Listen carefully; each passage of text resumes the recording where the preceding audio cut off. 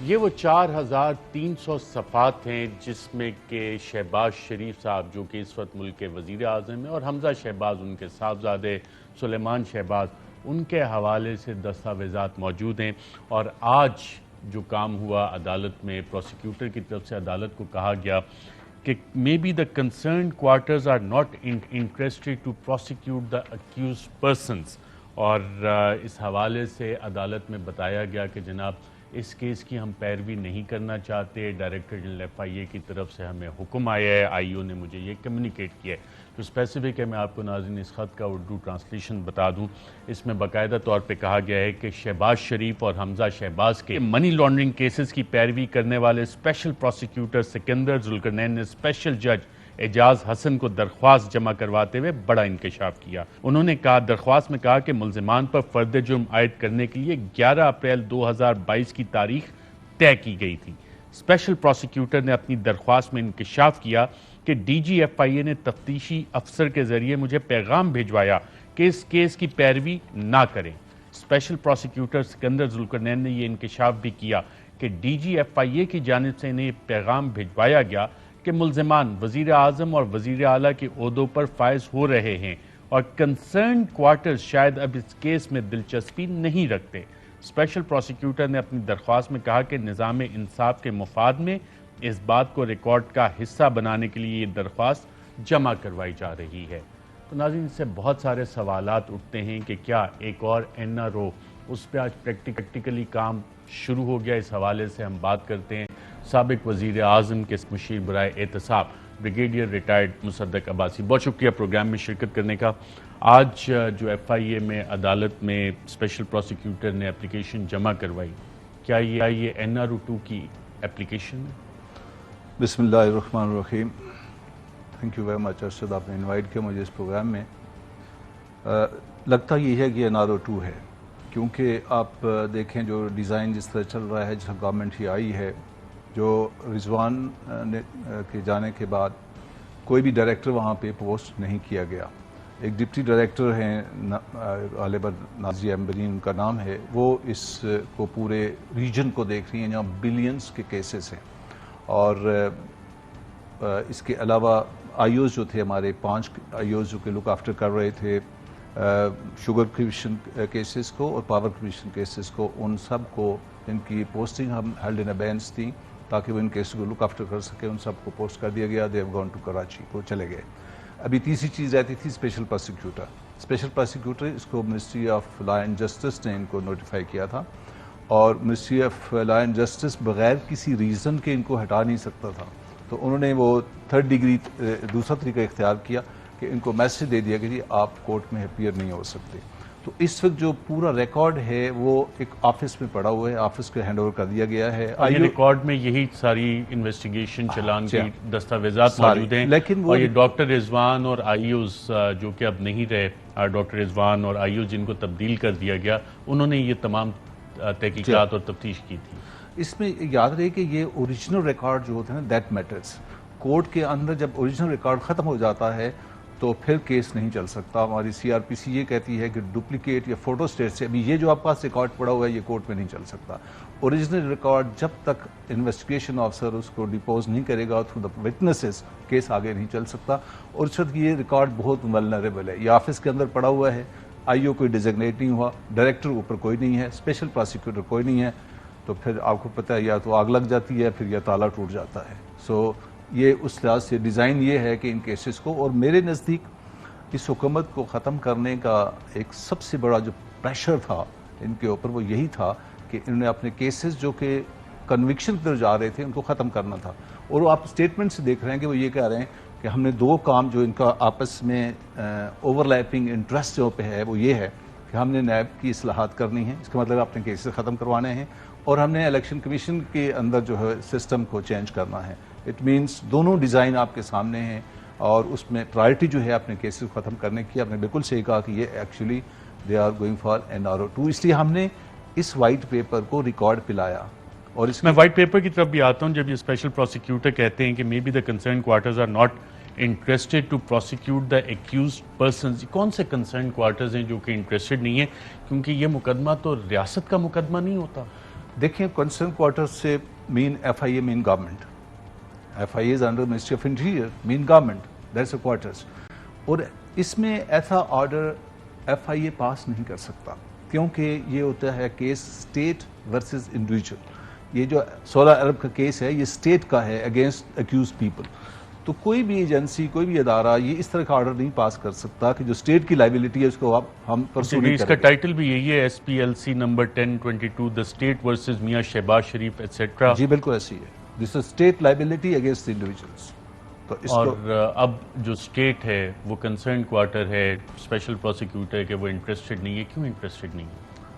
دیکھیں direct order تو اس طرح سے پاس نہیں کر سکتے تھے بیکاز کانٹریکٹ کے اندر لکھا ہوا ہے کہ اسپیشل پروسیکیوٹر کو ریموو کرنے سے پہلے آپ نے ریزن دینے ہوں گے. ریزن تو یہ دے نہیں سکتے, تو انہوں نے پھر یہ طریقہ اختیار کیا. اور definitely they don't want to pursue, otherwise بھی جب یہ کیس آگے چلے گا تو کیونکہ ایف آئی اے ان کے انڈر کمانڈ ہے, surely they are not going to pursue the case. اور جب ایویڈنس نہیں آئے گی کورٹ کے سامنے اس طرح سے وٹنسز ریزائل کرنا شروع ہو جائیں گے, جو ریکارڈ ہے وہ اسی پیش نہیں ہوگا تو کیس آٹومیٹکلی جج نے تو اسی پہ چیز پہ کنوکٹ کرنا ہے جو سامنے چیز پیش ہوگی. اچھا, جو انویسٹیگیٹنگ ڈائریکٹر تھے اس کیس میں محمد رضوان, جن کی وفات ہو گئی, ان کا نام سٹاپ لسٹ پہ ڈال دیا گیا تھا.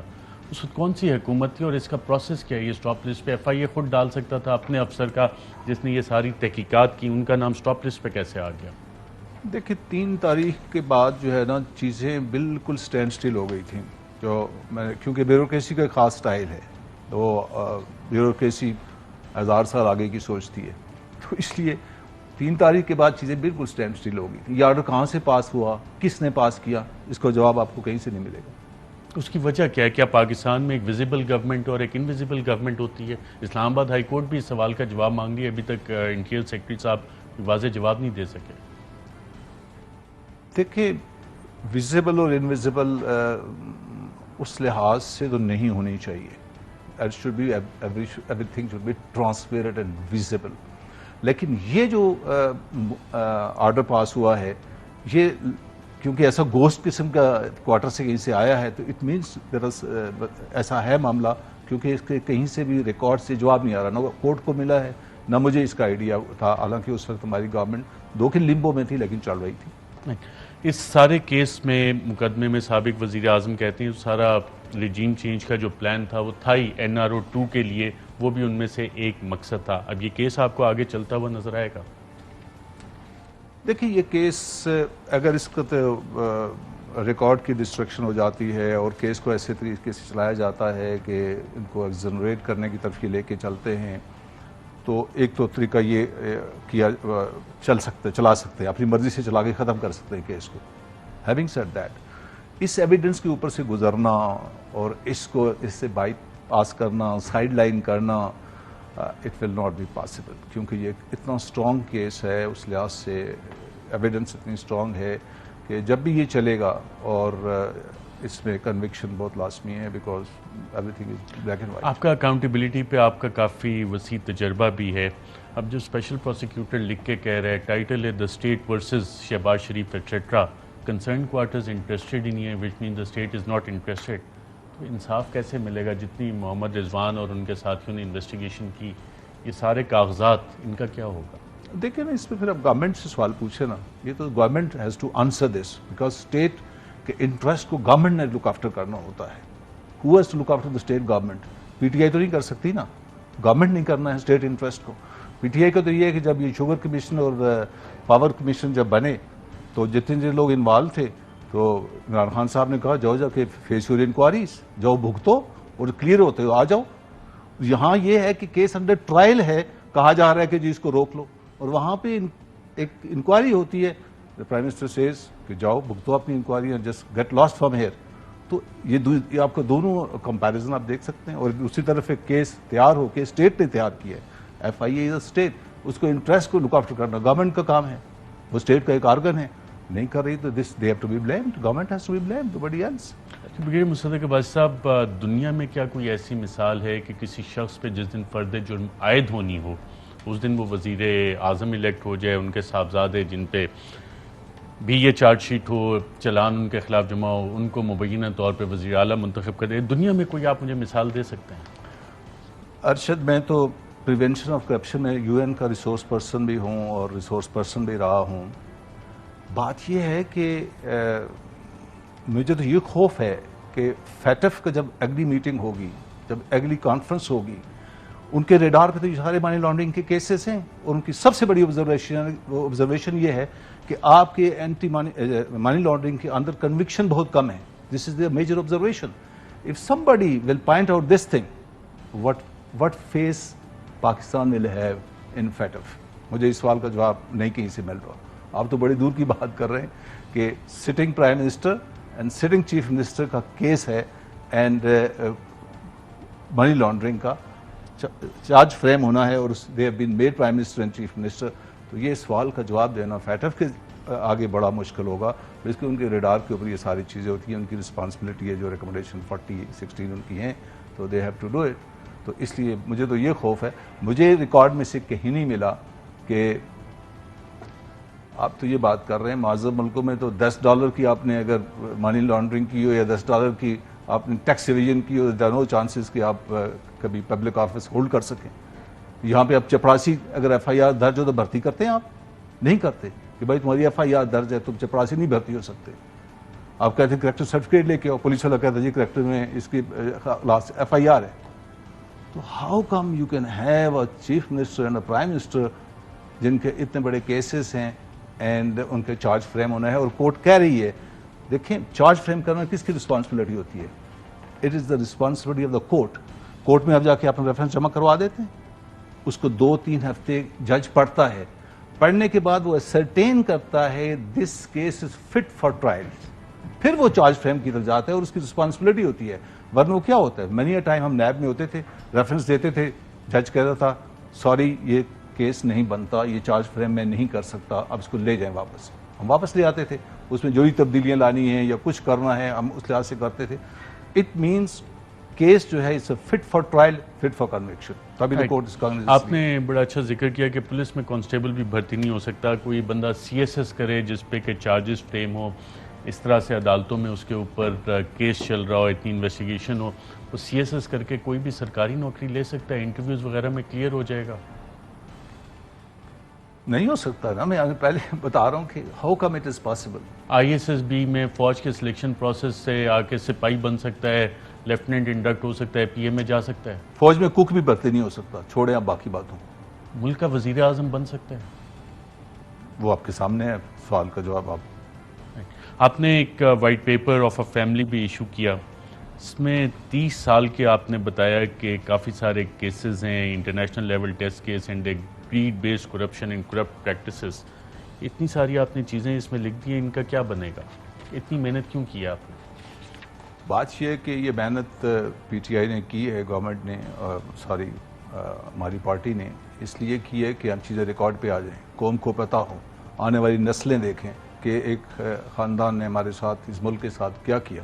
اس لیے ہم نے اس کو نیوز پیپرز میں دیا, اس کو سپلیمنٹ گئے, اس کے زمین میں گئے, تاکہ یہ کہیں آرکائیو میں جائے اور چیزیں ریکارڈ پہ رہیں. یہ ذمہ داری بنتی ہے ہماری.